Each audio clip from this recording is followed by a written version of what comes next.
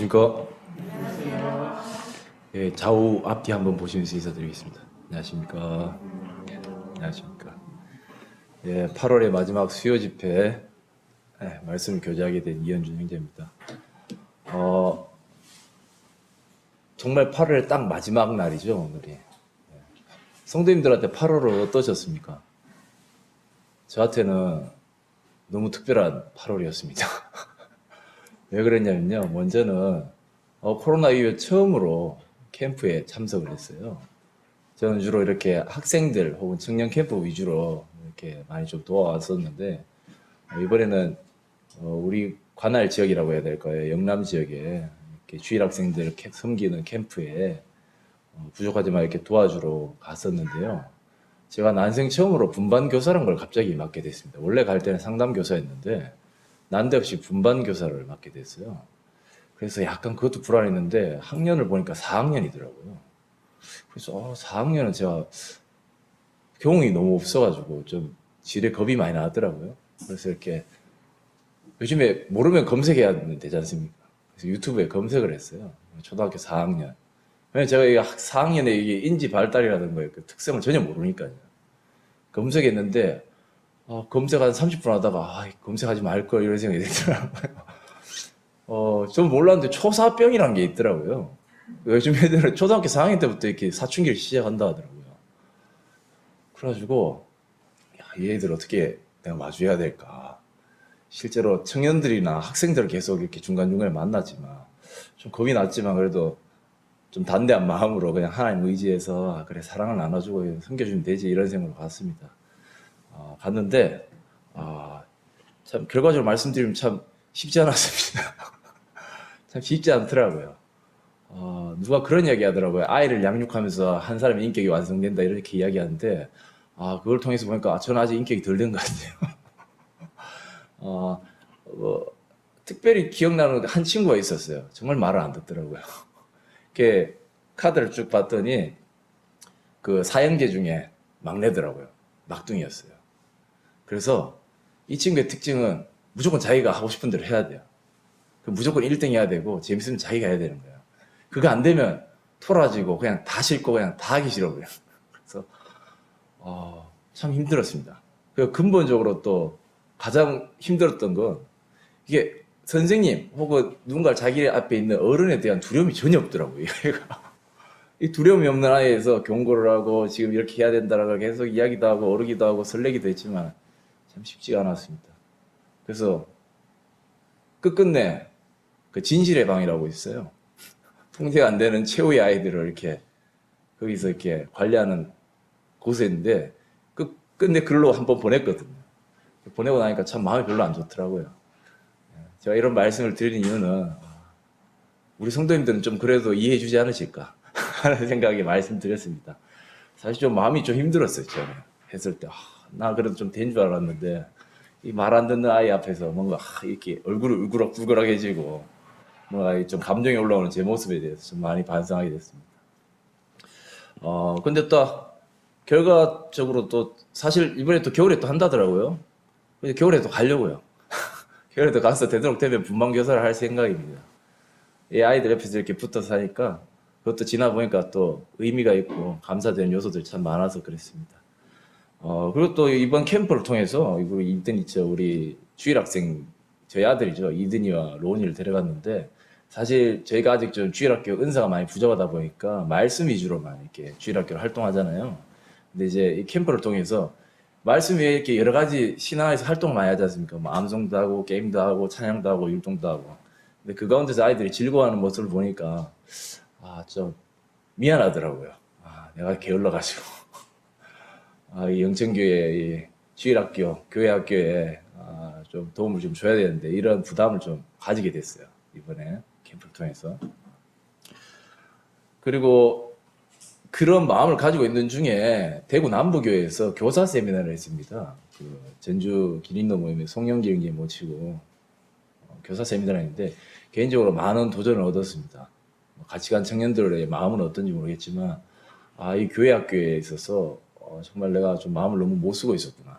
그리고 지금이 대단히 중요한 시기고 내가 맡은 책임에 대해서 좀 회피하고 있지 않았나 이런 생각이 들어서 내일 이제 이 또 주일학교 교사를 좀 하고자 이렇게 자원하는 청년들이 몇몇 있어요. 그래서 그 청년들하고 다시 또 이 주일학교에 대해서 어떻게 할지에 대해서 같이 회의하고 또 같이 해보려고 합니다. 많이 기도해 주시고 격려해 주시면 좋을 것 같습니다. 우리 이지연 자매님하고 천성칠 형제하고 윤다혜 자매 그리고 우리 정경재님 저 포함해서 이렇게 학생보다 선생님이 많아요. 그러면 교육의 질이 높아지겠죠? 네, 그럼 참 기대가 해볼 만할 것 같습니다. 많이 기도해 주시고 격려해 주시면 좋을 것 같습니다. 그리고 특별히 또 세미나 마치고 좋은 마음에 주일날 딱 예배 드려야 되는데 또 하나님께서 특별히 또 우리 자매님이 급성명장으로 또 병실에서 또 시간을 보내게 됐었고요. 그렇게 저한테 좀 다사다난했던 8월이었습니다. 그리고 또 특별히 지금 이제 8월은 아니죠. 지금 또 문제되는 것 중에 하나가 초강력 태풍이 하나 지금 북상할까 말까 지금 하고 있어요. 맞죠? 이럴 때 좀 많이 기도해야 될 것 같습니다. 그 규모로 보니까 지금 강력 태풍에서 초강력으로 바뀌었습니다. 태풍 3개가 합쳤대요. 중간에서 만나가지고. 이거 북상하면 제주도 앞바다를 지나간다는데 대한민국 전역을 이렇게 하는데 매미보다 더 강할 것 같다. 예. 대한민국 역사상 가장 큰 피해를 준 두 번째 피해를 준 태풍이 매미 태풍이라고 하는데 그보다 더 강한 게 이제 오고 있는데 지금 기도해야 될 때가 아닌가 이런 생각이 들이면서 오늘 말씀 같이 교제해 보도록 하겠습니다. 오늘 본문 말씀입니다. 빌립보서 4장 10절과 20절 말씀인데요. 10절에서 20절까지 말씀인데요. 우리 다 같이 함께 한 목소리로 읽어보도록 하겠습니다. 시작. 내가 주 안에서 크게 기뻐함은 너희가 나를 생각하던 것이 이제 다시 싹이 남이니 너희가 또한 이를 위하여 생각은 하였으나 기회가 없었느니라. 내가 궁핍함으로 말하는 것이 아니니라. 어떤 한 형편에든지 나는 자족하기를 배웠노니 나는 비천에 처할 줄도 알고 풍부에 처할 줄도 알아. 모든 일 곧 배부름과 배고픔과 궁부와 궁핍에도 처할 줄 아는 일체의 비결을 배웠노라. 내게 능력 주신 자 안에서 내가 모든 것을 할 수 있느니라. 그러나 너희가 내 괴로움에 함께 참여하였으니 잘하였도다. 빌립보 사람들아, 너희도 알거니와 복음의 시초에 내가 마게도냐를 떠날 때에 주고받는 내 일에 참여한 교회가 너희 외에 아무도 없느니라. 데살로니가에 있을 때에도 너희가 한 번뿐 아니라 2번이나 나의 쓸 것을 보내었도다. 내가 선물을 구함이 아니요 오직 너희에게 유익하도록 풍성한 열매를 구함이라. 내게는 모든 것이 있고 또 풍부한지라. 에바브로 디도 편에 너희가 준 것을 받음으로 내가 풍족하니 이는 받으실 만한 향기로운 제물이요 하나님을 기쁘시게 한 것이라. 나의 하나님이 그리스도 예수 안에서 영광 가운데 그 풍성한 대로 너희 모든 쓸 것을 채우시리라. 하나님 곧 우리 아버지께 세세 무궁토록 영광을 돌릴지어다. 아멘. 예, 감사합니다. 오늘 말씀을 읽고 제가 묵상한 것은 묵상하면서 발견한 교훈은 크게 2가지였습니다. 첫째는 섬김이었고 두 번째는 자족하는 마음이었습니다. 이 2가지를 다 교제하기에는 시간이 좀 부족한 것 같아서 한 가지를 선택했는데 그 한 가지는 섬김에 대한 말씀이에요. 왜 그러냐면 자족하는 마음에 대해서는 많은 훌륭한 설교자분들이 설교해 주시는 내용이 참 많고 본문을 가지고 주로 자족하는 마음에 대해서 설교한 내용들이 많더라고요. 그래서 오늘은 빌립보서에서 나타난 섬김에 관해서 사실 섬김이라는 것이 다른 많은 분야가 있지만 이 본문 말씀을 통해서 우리가 얻을 수 있는 유익에 대해서만 이야기 한번 교제해 보도록 하고자 합니다. 예, 말씀에 앞서서 지난번 말씀에 대해서 짧게 리뷰를 하고 시작하면 좋을 것 같습니다. 지난번 교제에서 생각하고 본바를 행하라는 제목으로 교제했습니다. 하나님께서 우리에게 어떻게 생각하게 하셨는지를 뇌과학적 원리로 알아봤어요.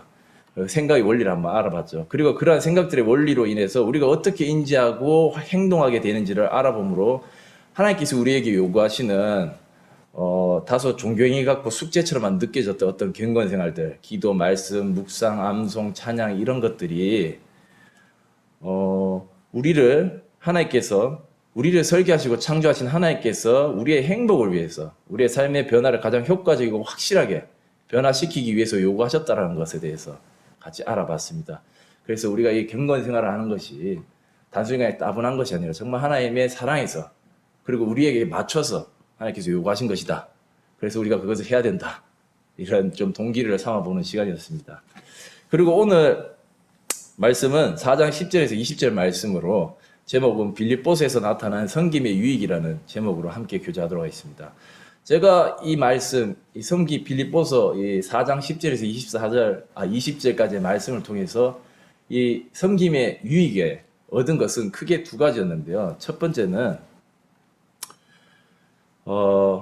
빌립보서에서 나타난 섬김의 유익으로 첫 번째는 앞선 일꾼을 지킨다는 것입니다. 우리의 섬김이, 성도들의 섬김이 앞선 일꾼들을 지켜준다는 것이죠. 본문 말씀 10절에서 사도 바울은 크게 기뻐한다고 표현하고 있어요. 크게.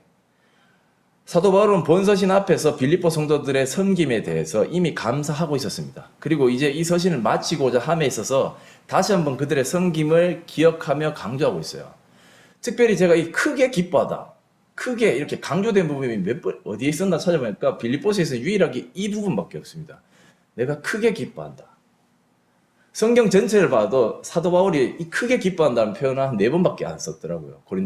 고린도서에서 썼고, 그리고 빌립보서에 썼고, 그 외에도 한 4번밖에 쓰질 않았습니다. 빌립보서에서는 다들 잘 아시듯이 이게 기쁨의 서신이다. 이렇게 아시죠? 그 기쁨의 서신에서도 유일하게 이 기쁨을 강조하고 있는 것이 이 빌립보 성도들의 섬김입니다.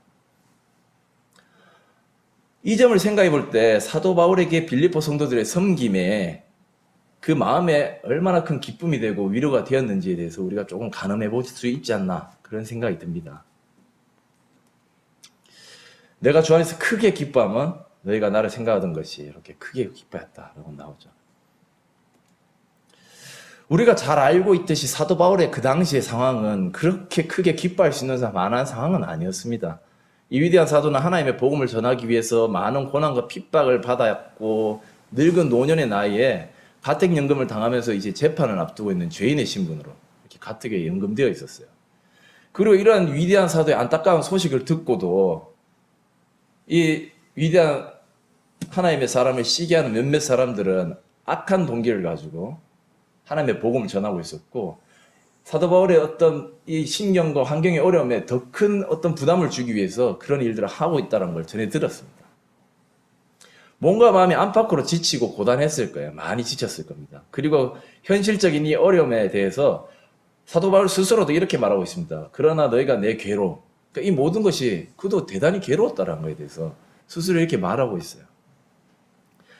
몸과 마음이 지친 이 위대한 사도에게 큰 기쁨과 위로를 빌립보 성도들이 주었습니다. 바로 그들의 섬김으로 빌립보 성도들은 이 위대한 사도를 격려하고 위로하였다는 것입니다. 이 얼마나 아름답고 감사가 되는 모습입니까?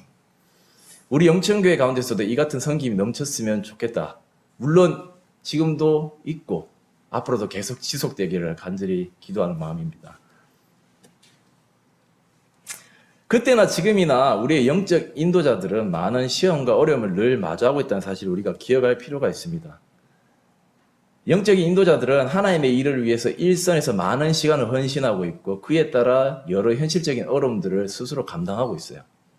그들은 교회를 위해서 앞장서서 책임감을 가지고 분별하며 하나님의 말씀을 분별하고 선한 양심을 따라서 목자로서 지역교회 성도들을 인도하고 있고요. 또는 전혀 다른 언어와 문화권에 자비를 들여서 그 어떤 안전도 보장되지 않는 환경에 스스로 나아가서 우리를 대표해서 하나님의 복음을 전하고 제자를 삼아 교회를 세워가고 있습니다. 그렇기 때문에 그들이 그러한 사역을 지속적으로 할 수 있도록 위로하고 격려하는 일은 참으로 중요한 일이고 참 가치 있는 일이라고 보여집니다. 빌립보 성도들은 하나님이 그들에게 주신 물질을 통하여서 사도 바울의 실질적인 필요를 채웠습니다.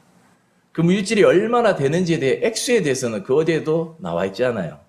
하지만 어떠한 마음에서 어떠한 동기를 통해서 그들이 사도 바울을 섬겼는지는 알 수 있습니다. 빌립보 성도들은 이전에도 여러 번 사도 바울의 필요를 공급했습니다. 15절과 16절입니다. 빌립보 사람들아 너희도 알거니와 복음의 시초에 내가 마게도냐를 떠날 때에 주고받는 내 일에 나를 이렇게 실질적으로 내 필요를 채우는 일에 참여한 교회가 너희 외에는 아무도 없었다. 데살로니가에 있을 때도 너희가 한 번뿐 아니라 두 번이나 나의 쓸 것을 보내었도다.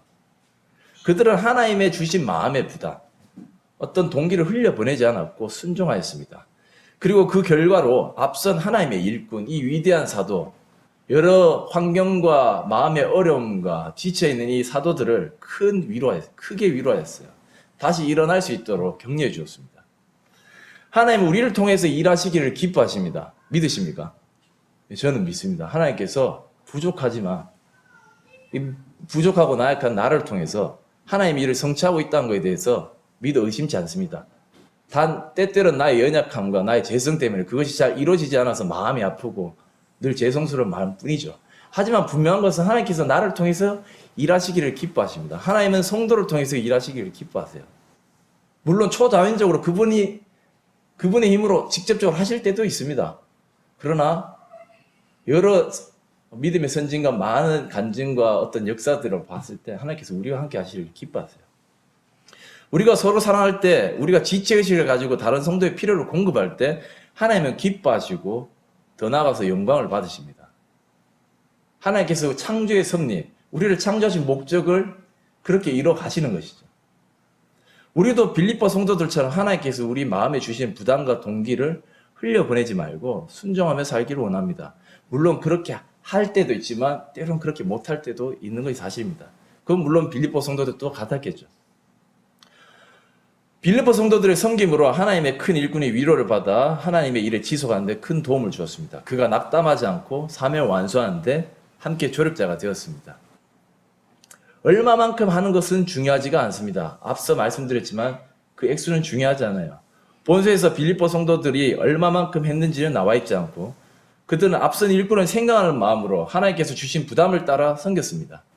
우리가 가진 것이 하나님이 보여주시고 그 부담에 따라 나의 지금의 처지와 환경에서 도울 수 있는 최선의 것으로 섬길 때 하나님은 우리의 그 미약한 섬김에 역사해 주시는 것입니다.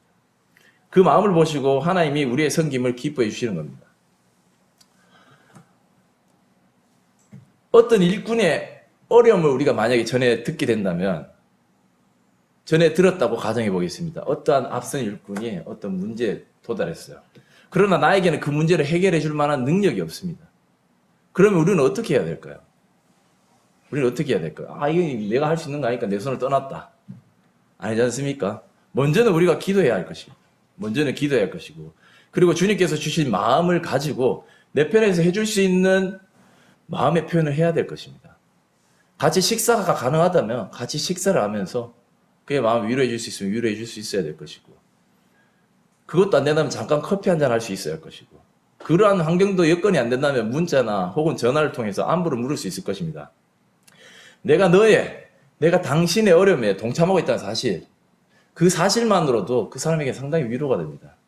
누군가 나의 어려움을 모르지 아니하고 이 어려움을 함께 고민하고 있고 이것으로 하나님 앞에 기도하고 있다는 이 사실만으로 앞선 일꾼들은 많은 위로를 얻고 많은 격려를 얻게 될 것입니다. 성도님들 실제로 이런 어려움 겪어보신 적 많으시죠? 사실 저보다 훨씬 힘든 시절에 사신 우리 성도님들 많지 않습니까? 그리고 어려움들 많이 겪고 이 자리에 오셨지 않습니까? 그때 받은 위로가 단순히 환경을 모면했기 때문이라기보단 누군가 나의 이 어려움을 기억해주고 이것을 위해서 염려해주고 같이 기도해주고 때로는 미약하지만 이렇게 도와줄 때 그 액수가 뭔가 내 환경을 기적적으로 바꾸진 않지만 그것에서 큰 위로를 얻지 않습니까?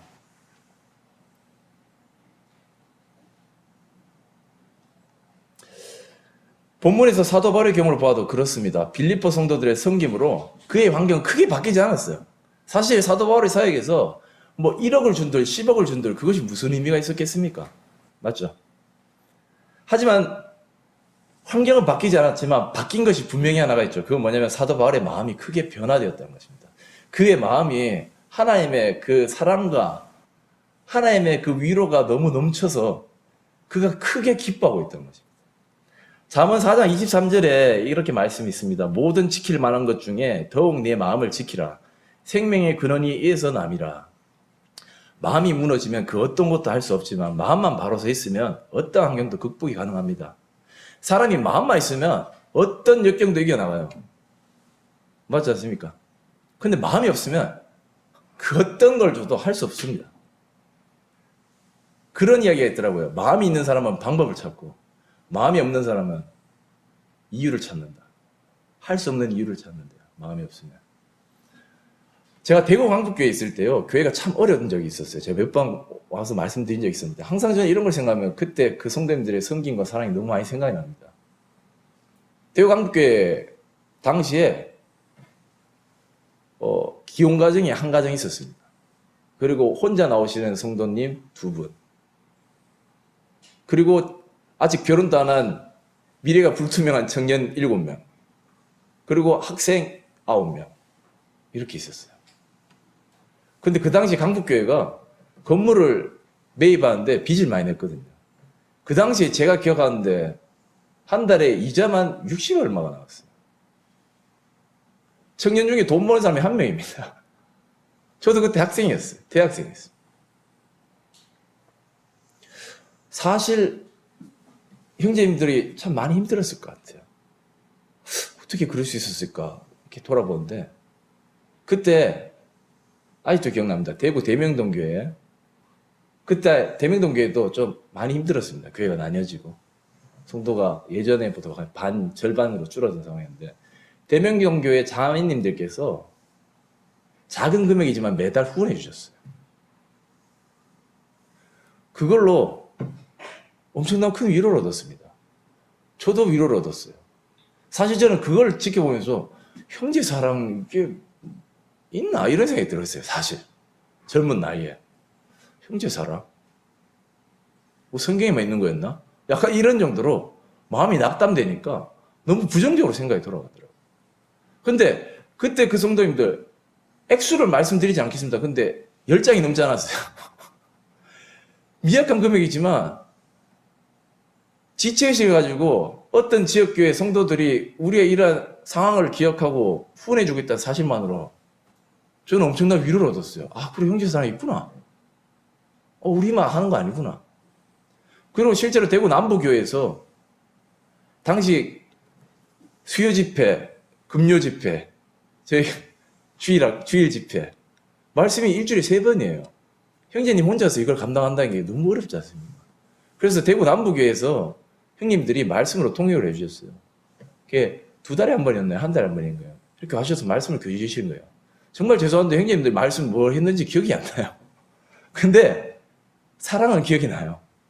아, 저분들이 우리의 입장과 처지를 이해하시고 우리의 도움을 실제로 채우기 위해서 그분들이 할 수 있는 시간을 내주시고 찾아와 주시고 마음을 비춰주시고 우리의 이 상황을 위로해 주신 것에 대해서 큰 위로를 얻었습니다. 그리고 실제로 사회가신 형님이 큰 위로를 얻었어요. 그래서 실제로 아직 남아있지 않습니까? 주님의 몸된 교회가 아직 남아있어요. 그리고 그때보다 훨씬 더 아직 뭐 비교할 건 아니지만 주님 안에서 그 역할을 해가면서 잘 해나가고 있습니다. 그리고 특별히 성도님들, 우리가 기억했으면 좋겠는 것이 앞선 일꾼만큼 외로운 사람들이 없어요. 제가 앞선 일꾼은 아니지만 이제 좀 철이 들어서 그런지 모르겠지만 그분들의 좀 입장과 사정이 조금 이제 눈에 밟힙니다.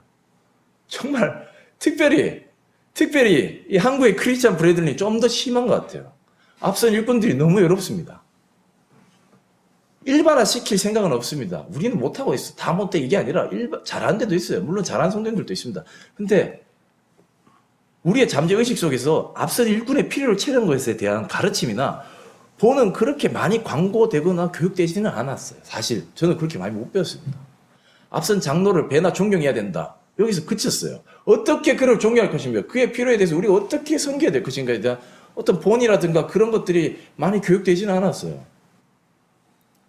옛날에 어떤 자매님이 음대 다니셨는데 교파 교회 다니죠. 네, 교파로 좀 편하게 표현을 드리겠습니다. 일반 장로교회 다니시는 친구와 같이 아울렛을 갔대요. 거기 갔더니 되게 이렇게 예쁜 와이시가 쫙 있는 거예요. 그걸 보는 순간 이 자매님이 우리 아빠 사줘야지 해서 막 골랐대요. 근데 그 친구 옆에서 막 신나게 고르더라는 거예요. 이게 좋을까 저거 좋을까 고르길래. 그 왜 그렇게 이렇게 고르길래 자기는 다 골랐는데 이 친구도 사더래요. 그래서 그냥 당연하다고 생각하면서 아빠 주려고 이렇게 할까? 아니 우리 목사님 줄 거야. 그래서 그 자매님이 약간 충격받았대요. 거기서. 야, 목사님, 네가 왜 챙겨? 아, 우리 목사님은 이런 것도 자기 돈으로 못 사고, 남이 안 챙겨주면 막 그냥 맨날 똑같은 것만, 저번에도 보니까 똑같은 걸 지금 뭐 몇 주째 입으시더라. 그래서 우리 목사님 사줘야 된다. 정말 죄송한데, 모임에 제가 나름대로 그래도 교제권이 좀 넓다고 생각하는데, 저 모임에서 이런 간증 들어본 적 없어요. 젊은 청년들한테서. 저 스스로도 그렇고요. 저 청년 때는 앞서 일꾼들은 그냥 그분들 나름대로 하나님께서 공급해 주시니까 그냥 그렇게 생각했어요. 맞죠? 하나님께서 공급해 주는 건 맞습니다. 근데 실제로 반인 거죠. 반. 이것도 맞는 거죠. 그리스도인의 섬김은 앞선 일꾼을 위로합니다. 앞선 일꾼들은 너무 외로워요. 특히나 우리 모임에 앞선 일꾼들은. 너무 많은 부담을 지고 있고요. 많은 것들을 하고 있습니다. 위로할 뿐만 아니라, 그래서 우리는 특별히 앞선 일꾼들의 처지와 무너지고 지친 마음을 일으켜 세우고 다시 좁은 길로 걸어갈 수 있게 도와줘야 됩니다. 빌립보 성도들은 하나님이 자신들에게 준 마음의 부담을 흘려보내지 않았고 순종하였습니다. 어떤 방식으로 어떤 환경 속에서 그들이 물질을 모았는지는 모르겠으나 그들은 하나님께서 주신 마음의 부담을 성령님의 음성을 흘려보내지 않았고 순종하였습니다. 그리고 그러한 섬김으로 위대한 사도는 큰 위로를 받았고 좁은 길로 힘있게 지금도 지속적으로 걸어나가고 있는 모습을 보고 있습니다. 사랑하는 성도님들, 지금도 바울처럼 앞선 믿음의 선배들의 삶의 본을 따라 하나님의 부르심과 말씀을 따라서 자신의 삶을 온전히 드리면서 살아가고 있는 앞선 일꾼들이 우리 주변에 많습니다. 꼭 장로가 아니더라도 선교사도 있고요. 혹 그렇지 않더라도 아무도 알아주지 않고 누가 세워주지 않아도 그 위치에서 꿋꿋이 일하고 있는 일꾼들이 많습니다. 그리고 다른 성도들을 위로하는 것도 당연히 중요하지만 앞선 일꾼들을 주목하고 기도해 주시고 그들을 섬겨줄 수 있는 그런 우리 영천교회 성도들이 되었으면 좋겠다라는 그런 생각이 들었습니다. 예, 그리고 빌립보서에서 나타난 섬김의 유익으로 두 번째는 하나님을 기쁘시게 한다는 것입니다. 사도 바울은 빌립보 성도들의 섬김에 대해서 18절에서 이렇게 말하고 있습니다. 이는 받으실 만한 향기로운 제물이요 하나님을 기쁘시게 한 것이라. 빌립보서 2장 17에서 또 이렇게 말하고 있습니다. 만일 너희의 믿음의 제물과 섬김 위에 내가 나를 전제로 드릴지라도 나는 기뻐하고 너희 무리로 함께 기뻐하리니. 사도 바울은 빌립보 성도들의 이 섬김의 행위를 예배 행위로 표현하고 있어요. 여기서 주목할 것은 2장 아까 말씀이죠. 2장 17절 말씀에 보면 전제라고 있는데요. 여기서 이 전제라는 것은 무슨 뜻이냐면요. 이 붓다 따르다라는 뜻인 나사크에서 유래된 말로서 포도주나 독주를 하나님의 제단에 올려진 제물 위에 부어서 곁들여지는 이 제사를 전제라고 말합니다. 특별히 주목할 것은 전제는 단독으로 드려질 수 없고 항상 다른 제물 위에 곁들여 드려졌다는 것이죠. 즉 사도 바울은 빌립보 성도들의 이 섬김의 행위를 하나님께 드린 제사, 예배라고 말하고 있는 것입니다. 그렇다면 예배란 도대체 무엇을 예배라고 하는 것일까요? 제가 한번 생각해 봤습니다. 먼저 이 예배하면 사실 저희가 제일 먼저 생각하는 게 만찬 예배지 않습니까? 크리스찬 브래들린의 자랑 중 하나는 성경을 근거로 하여서 초대교회 형태의 예배 방식을 우리가 고수하고 있다는 것이 우리의 큰 자랑 중에 하나입니다. 어떤 직분과 신분이 아니라 하나님의 보혈로 씻음 받고 회중 가운데 구주를 고백하고 신내에 순종한 자들이 질서에 따라서 자매들은 너울을 쓰고 형제들은 목소리를 내어서 우리를 위해서 찢기시고 상하신 몸을 상징하는 떡과 우리를 위해 흘리신 보혈을 의미하는 잔 앞에 모여서 감사하고 찬양하는 이 만찬 예배 방식은 우리의 자긍심이고 우리의 자랑이고 우리가 앞으로도 지속적으로 지켜나가야 할 좋은 예배의 형식이죠. 그래서 그런지 우리는 예배라고 하면 사실 가장 먼저 떠올리는 것이 이 주일 오전에 우리가 지금도 드리고 있는 이 만찬 예배가 떠오릅니다. 이것은 문제는 아니에요. 그러나 당연한 것이기도 합니다. 왜냐하면 우리는 예배라는 단어를 이 만찬 예배에는 쓰지 않고 있기 때문에 그래요. 우리가 예배라고 붙이는 것은 이 만찬 예배 외에는 다른 것을 특별히 붙이지 않습니다. 오늘 또 일반교회 같은 경우에 수요 예배라고 하지만 우리는 수요 집회라고 하고 있지 않습니까? 금요 집회할 때도 금요 예배라고 하지 않고 우리는 금요 집회라고 했었어요. 그런데 그렇서 그런지 문제는 우리가 예배라고 하면 딱 그냥 만찬 예배만 떠오르는 게 좀 문제라고 생각이 들어요. 예배는 좁은 의미의 예배와 큰 의미의 예배가 있습니다. 먼저 좁은 의미의 예배는 우리가 예배하면 가장 먼저 떠오르는 이 주일 만찬 예배. 하나님께서 제정해 주시고 사도들에 의해서 시행되어진 이 만찬 예배입니다. 그리고 큰 의미에서 예배는 우리의 삶 전체입니다. 우리의 삶 자체에 대해서 말하고 있는 거예요. 그래서 이 예배 사전적 정의가 좀 필요해서 찾아보니까 이 라이프 성경 사전에서는 예배에 대해서 이렇게 말하고 있습니다. 같이 한번 읽어보실까요? 잘 보이시나요? 시작.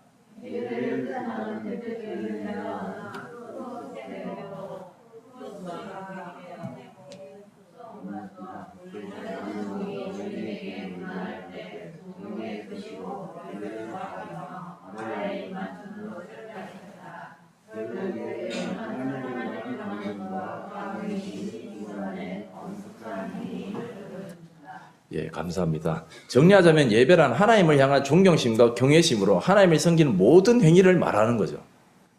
넓은 의미에서 예배란 바로 이런 것입니다. 모든 동기가 하나님의 말씀과 성령님의 감동하심으로 순종하는 마음으로 되어진 행위가 예배라는 거예요.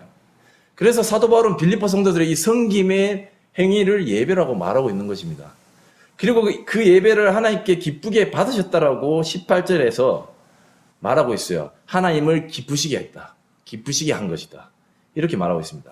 하나님을 사랑함으로 하나님의 요구에 순종하는 행위, 섬김이 예배라고 한다면 이것의 적용 범위는 우리의 일평생의 모든 여경에 적용되어야 할 것입니다. 제가 이 앞에서 설교자의 건의로 한번 또 성도님들한테 여쭙고 싶습니다. 이 예배의 의미를 우리가 알았는데 그렇다면 성도님도 오늘 예배 드리고 오셨습니까? 오늘 직장에서 예배자로서 예배를 드렸냐라고 여쭙고 싶습니다. 주일 오전 아침만큼은 우리 모두 떡과 잔 앞에서 예수 그리스도의 보혈로 거룩해진 예배자로서 모입니다. 참 잘하고 계시고 앞으로도 지켜나가야 됩니다. 그것은 아름다운 모습이고 참 하나님께서 기뻐하실 모습이에요. 그렇다면 그것은 우리의 전 일주일 중에 첫 시작 1시간 정도 되는 시간이에요. 그럼 그 외에 모든 나머지 시간, 우리가 가장 많은 시간을 보내는 어떤 분에게 가정일 수도 있고요. 어떤 분에게 직장일 수도 있습니다. 그런 곳에서 과연 우리는 예배자냐는 것이죠. 하나님은 우리에게 예배 받기를 원하시고 예배를 받으실 때 기뻐하신다고 성경에 적혀 있어요. 그분은 주일 오전에만 예배 받기를 원하시는 것이 아니라 우리의 전생애를 거쳐서 삶의 모든 순간에 우리에게 예배 받기를 원하신다는 것이죠. 그러므로 형제들아 내가 하나님의 모든 자비하심으로 너희를 권하노니 너희 몸을 하나님이 기뻐하시는 거룩한 산제물로 드리라. 이는 너희가 드릴 영적 예배니라. 로마서 12장 1절의 말씀입니다. 그리고 하나님은 예배하는 자들을 찾으십니다. 아버지께서 참되게 예배한 자들은 영과 진리로 예배할 때가 오나니 곧 이때라. 아버지께서는 자기에게 이렇게 예배한 자들을 찾으시느니라. 하나님은 영이시니 예배하는 자가 영과 진리로 예배할지니라. 요한복음 4장 23절과 24절 말씀입니다. 하나님은 우리의 예배를 받기를 원하세요. 우리가 하나님의 말씀을 따라서 성령님이 주시는 감동을 따라서 하나님을 사랑함으로 하나님을 경외함으로 삶의 많은 선택에서 그분을 존중하고 기억하기를 원하십니다. 삶의 많은 순간순간의 환경 속에서 하나님을 의식하며 경외하는 마음으로 행동하는 삶의 예배를 받으시기를 하나님은 원하세요. 오늘 본문에서 빌립보 성도들은 앞선 일꾼의 필요를 채움으로 하나님께 예배를 드렸습니다. 그들의 동기는 하나님을 향한 사랑이었고 형제 사랑이었습니다. 그 예배는 온전히 드려졌고 하나님께서 하나님을 기쁘시게 하였습니다. 섬김으로 하나님을 기쁘시게 하였다는 겁니다. 즉 우리의 섬김은 예배라는 거예요. 우리의 예배는 하나님을 기쁘시게 합니다. 우리의 믿음의 예배는 우리의 일상 속에서 지속되어야 됩니다. 한 주의 첫 시작, 주일 만찬 예배, 그때를 시작해서 쭉 이어져야 되는 거예요. 그 시작에 내 생명의 근원이 어디서 시작되는 것이 시작되는 거지 않습니까? 떡과 잔 앞에서 우리가 기억되는 것이 무엇입니까? 죄 많은 나 때문에 주님께서 피와 그 살을 흘리셨다. 생명을 값을 치르셨다. 내 삶 내 거 아니구나. 사실 예배자라는 거 엄밀히 따지면 내가 주인이 아니라는 사실을 명확하게 인지하는 거라고 생각해요, 저는. 삶에 많은 하나님이 요구하시는 상황들 가운데서 우리가 그런 것들을 순종하기 위해서는 철저하게 내 삶의 주인이 내가 아니어야 됩니다, 사실. 말씀에 야고보서에 사람이 성내는 것이 옳지 않다라는 말씀이 있어요. 최근에 그 말씀을 잘 묵상해 보니까 그 말씀이 처음에는 그냥 그래 이렇게 화내면 복음이 가려지니까 뭐 이 정도로 생각했어요. 가만 생각해 보니까 우리가 보통 화를 낼 때 왜 화를 내냐면 내가 주인이 될 때 화를 많이 내더라고. 내 삶엔 내가 주인이니까 뭔가 내 뜻대로 되지 않으면 화가 나는 거예요. 분노가 나는 거죠. 하나를 위한 일을 한답시고 어느 순간 돌아보면 내 일이 되어 있어요. 이거 이렇게 해야 된다. 실제로 그런 일이 많지 않습니까? 본질을 잠깐 비탁하기 때문에 다시 본문으로 돌아오겠습니다. 예배를 통해서 우리는 하나님이 기쁘시게 할 수 있습니다. 그것은 우리의 존재 이유이기도 합니다. 섬김으로 우리는 하나님을 기쁘시게 할 수 있고 하나님이 기쁘시게 하는 것은 우리의 존재 이유입니다. 즉 우리가 서로 섬기는 것은 우리의 존재 이유입니다.